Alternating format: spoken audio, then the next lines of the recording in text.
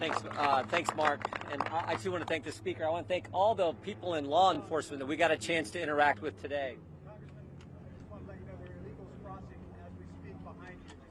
Yeah, that's kind of what we all know how serious this problem is. So I would just say this. I think the country understands the magnitude of the problem, but I think there are three fundamental questions we got to ask. What's the cause? What is the true magnitude of this problem? And then what's the solution? We all know the cause. The speaker said this. The cause is the policies of the Biden administration.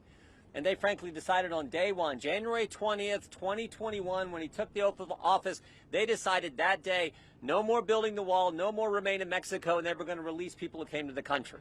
And that became the incentive for so many millions to come to our great country.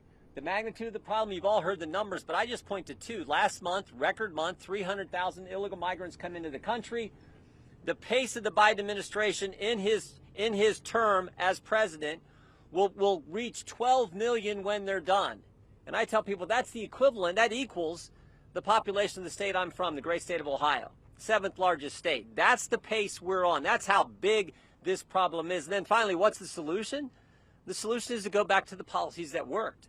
The solution is our legislation. Or the solution is simply, I think, one sentence. No money can be used to process or release into the country any new migrants. To just say suspend it now, which the president can do. But if he won't do it, we should put that one sentence in must-pass legislation.